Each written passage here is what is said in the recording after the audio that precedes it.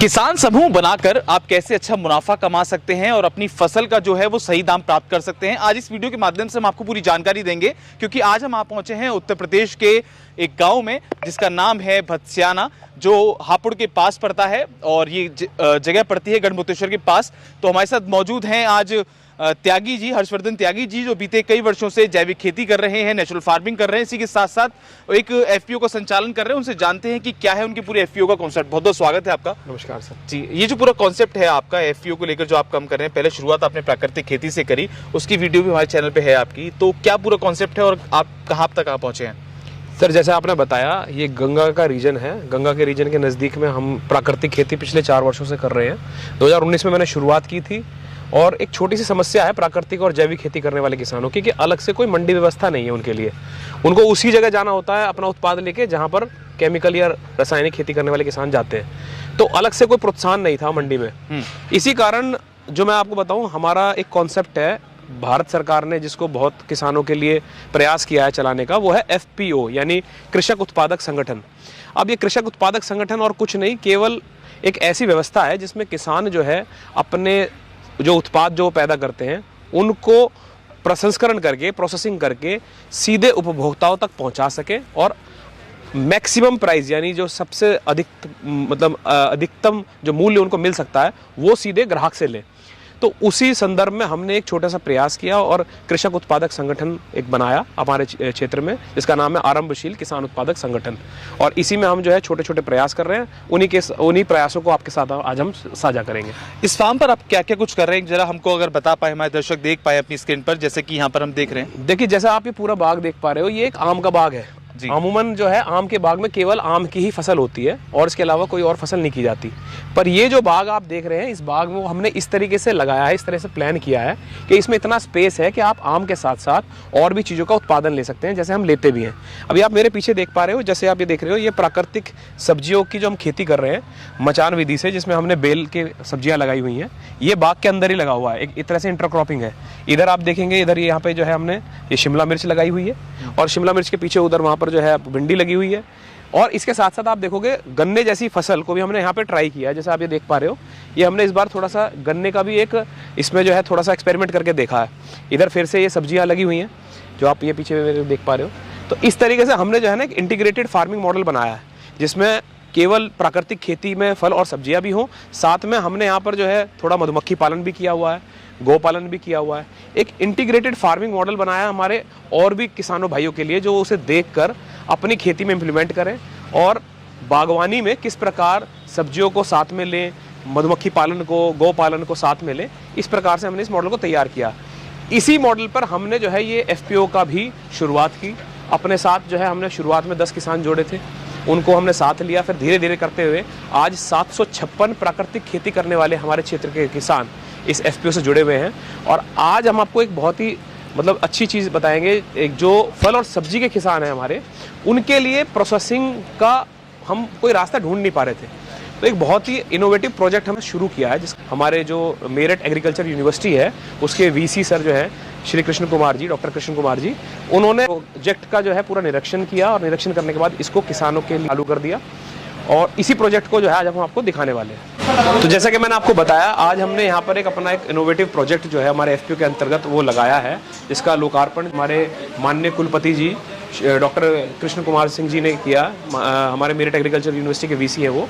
इस प्रोजेक्ट की मैं आपको विशेषता बता दूं तो इस प्रोजेक्ट में हम जो है, जैसा आप मेरे पीछे ये देख पा रहे हो, ये एक कोल्ड रूम है।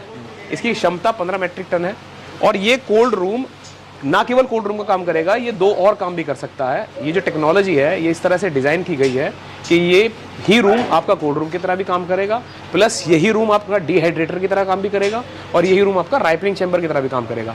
मैं आपको डिहाइड्रेटर का अगर उदाहरण दूं तो कल हमने एक एक्सपेरिमेंट करके देखा था।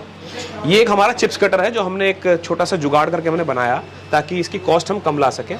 इस चिप्स कटर में आप देख सकते हो, हमने हल्दी को, ये भी मॉइस्चर है इसमें, इस तरीके से पीसेस में काट लिया है। ये चिप्स कटे हुए हैं हल्दी के, और इसको हमने इस चैम्बर में डिहाइड्रेटर के माध्यम से कल डिहाइड्रेट जब किया था, तो उसके बाद आप देख सकते हो ये इस तरीके से बहुत ही क्रिस्पी चिप्स बन गए, जिसको अब हम बहुत आसानी से पीस सकते हैं। तो आप देख सकते हैं कि हल्दी की प्रोसेसिंग जो कि इतनी मुश्किल काम हुआ करता था, बड़ा लेबर इंटेंसिव काम था, उसको बड़ा ही सिंपल कर दिया गया है। आप हल्दी के चिप्स काटिए एक छोटी सी मशीन के साथ, उस चिप्स को आप इस डिहाइड्रेटर में रखकर इस तरीके से डिहाइड्रेट कर लीजिए, और इसके बाद केवल इसका हमें पिसाई करनी है, जो कि हम नॉर्मल मिक्सी से भी कर सकते हैं घर पर अगर हम बात करें तो, या अगर हम इसका प्लांट की बात करें, बड़े कमर्शियल लेवल पर करना चाहते हैं, तो अब हम इसका एक छोटा सा ग्राइंडर लगा सकते हैं जिससे हम हल्दी का पाउडर बना सकते हैं। ना केवल हल्दी, ये हल्दी के अलावा और भी सब्जियों को इसी तरीके से डिहाइड्रेट करके उसका पाउडर बनाने का काम करेगी। जैसा आप देख पा रहे हैं मेरे पीछे जो है ये रूम है, मैं आपको इसको दिखा दूं। ये जो रूम आप देख रहे हैं, इस रूम के अंदर ये जो मशीनरी है ये काम करती है ठंडी हवा फेंकने का, यानी कूलिंग करने का। इस समय अभी इसका जो टेम्परेचर है वो 1 डिग्री या शायद 0 डिग्री के आसपास है, और बिल्कुल इसने इस रूम को ठंडा किया हुआ है। हम जब भी फल और सब्जी को इसमें स्टोर करेंगे तो इसको इस मशीन की सहायता से, जो आप मेरे पीछे देख पा रहे हैं, इस मशीन की सहायता से कूलिंग देते हुए इसमें हम फल सब्जियों को 25 से 30 दिन तक स्टोर कर सकते हैं। दूसरे एंड पे अगर हम बात करें, ये है इसका हीटिंग चैम्बर का काम करने वाला पार्ट, जो कि यहाँ पर डिहाइड्रेट के लिए इसमें हीट पैदा करेगा।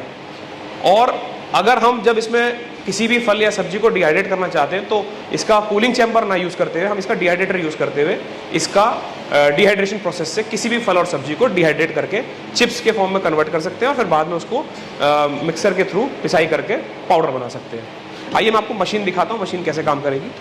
जैसा कि आप मेरे पीछे देख पा रहे हैं, जो मैंने आपको कोल्ड रूम दिखाया था वो इस मशीन की मदद से ऑपरेट करेगा। इस मशीन के अंदर जो है हम फर्नेस के थ्रू बायोमास डालते हैं, जैसे कि आप मेरे पीछे देख पा रहे हो। इस फर्नेस के अंदर इस प्रकार के हम छोटे छोटे पैलेट्स जो आप देख रहे हैं, इनका भी उपयोग कर सकते हैं। इन पैलेट्स के अलावा अगर हमारे पास गोबर के कंडे हैं, या लकड़ी है, लकड़ी के चिप्स हैं, या पराली है, या किसी भी प्रकार का बायोमास है जो कि हम उपयोग कर सकते हैं, वो हम इस फर्नेस के माध्यम से या इस भट्टी के माध्यम से इसमें डालकर इस मशीन को रनिंग में ला सकते हैं। इस मशीन का रनिंग का काम ये है कि ये जब हीट डेवलप करेगी, जब इसके अंदर भट्टी चलेगी तो ये पानी को गर्म करेगी, और पानी गर्म करने के बाद जो गर्म पानी होगा वो जब अगर हमें इसे कूलिंग चैम्बर की तरह यूज़ करना है तो वो अमोनिया गैस जो इसके अंदर भरी हुई है उसका इस्तेमाल करते हुए इसको टेम्परेचर को डाउन लेके आएगा और ठंडा करेगा। ये आप कूलिंग टावर देख सकते हैं। ये कूलिंग टावर जो है इसको ठंडा, पानी को ठंडा बनाए हुए पानी के अंदर टेम्परेचर मेंटेन करने का काम कर रहा है। और जैसे मैंने बताया कि कूलिंग के अलावा ये डिहाइड्रेशन का भी काम करती है। तो जब हमें इसे डिहाइड्रेटर की तरह यूज़ करना है तब इसी मशीन के अंदर भट्टी का जो पानी जो गर्म हो रहा है भट्टी में, वो पानी सर्कुलेट होकर हीटिंग चैम्बर के थ्रू इस जो ये रूम है इसको हीट देगा और डिहाइड्रेटर का काम करेगा। जैसा मैंने बताया कि इसके अंदर हम इस रूम को जो है राइपनिंग के लिए भी यूज़ कर सकते हैं। तो राइपनिंग में जो हम इसको जब ठंडा करेंगे, ठंडा करते हुए इसमें जो है हम राइपनिंग की तरह भी इस चैम्बर का इस्तेमाल कर सकते हैं। मेरे साथ इस मशीन को डिज़ाइन करने वाली जो कंपनी है उनके टेक्निकल एक्सपर्ट भी हैं।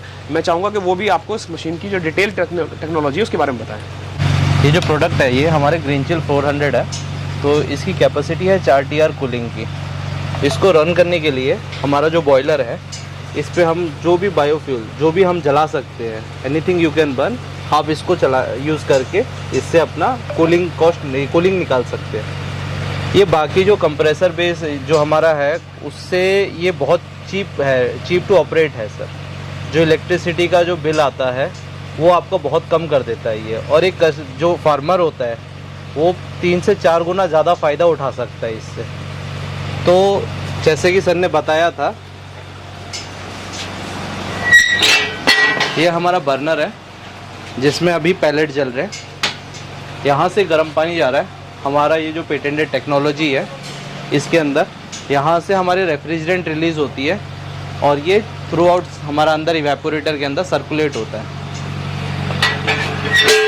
इस मशीन में हम 0 डिग्री से +20 तक हम मेंटेन कर सकते हैं इन कोल्ड रूम। और जो आइस मेकिंग वाली मशीन जो होती है इसकी अटैचमेंट में आती है। अगर आप कोल्ड रूम नहीं ले रहे हैं तो आप इसमें आइस मेकिंग ले सकते हैं। उसके बाद हमारा बल्क मिल्क चिलर आता है, हाइड्रोफोनिक का ये आता है। तो वो सब में हम इसी मशीन को यूज़ करके कूलिंग प्रोवाइड करवा सकते हैं।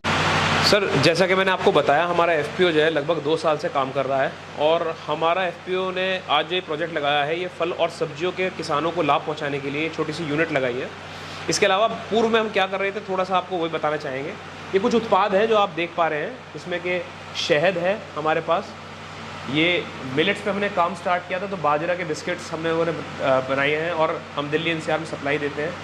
ये हमारा सरसों का तेल है, क्योंकि हमारे यहाँ पे पीली सरसों की जाती है प्राकृतिक रूप से किसानों द्वारा, तो उसका हम तेल तैयार करके सीधे उपभोक्ताओं तक पहुँचाते हैं। और ये बासमती राइस है, क्योंकि हमारे क्षेत्र में बासमती धान के किसान काफ़ी हैं जो कि बासमती धान की बहुत अच्छी खेती करते हैं।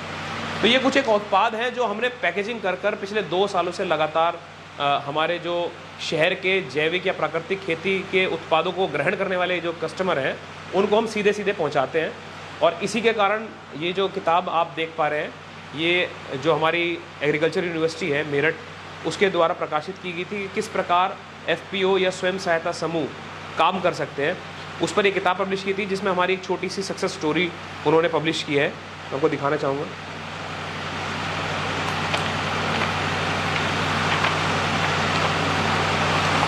ये हमारे एफपीओ की जो है सक्सेस स्टोरी, इसमें हमारे एफपीओ की सक्सेस स्टोरी इसमें दिखाई गई थी, ताकि और भी किसान हमारी स्टोरी से प्रभावित होकर इंस्पिरेशन लेकर कुछ आगे करें।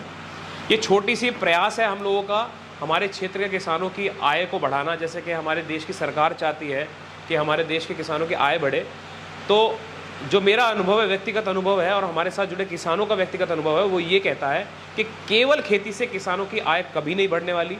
आपको खेती के साथ जो सहयोगी व्यवसाय है, जैसे मधुमक्खी पालन, गौ पालन, या आपका डेयरी फार्मिंग के साथ साथ पोल्ट्री फार्मिंग, इस तरह के व्यवसाय को भी जोड़ना पड़ेगा। और उसके बाद ऐसे छोटे छोटे किसान उत्पादक संगठन बनाकर अपने उत्पाद को स्वयं प्रसंस्करण करके, पैकेजिंग करके, खुद डायरेक्ट मार्केटिंग करके ही हम किसान अपनी आय को बढ़ा सकते हैं। और इसके बाद इसकी कोई लिमिट नहीं है, ना ही ये कहने की बात है कि दुगनी होगी। मैं कहता हूँ हमने कुछ हमारे प्रोडक्ट ऐसे हैं जो अगर हम सीधे डायरेक्ट मंडी बेचते हैं तो हमें जो प्राइस मिलता है, अगर हम प्रोसेसिंग करके जब उसे बेचते हैं तो उसके 6 गुना या 8 गुना प्राइस में हम ले लेते हैं। तो ये जो स्वयं सहायता समूह है या किसान उत्पादक संगठन है, ये केवल वो कोशिश है जिसके कारण हमारे जैसे किसान जो है वो संगठित होकर अपनी आय बढ़ा सकते हैं और एक ऐसा जीवन व्यतीत कर सकते हैं जो कि समाज में सम्मानित हो, सम्मानजनक हो।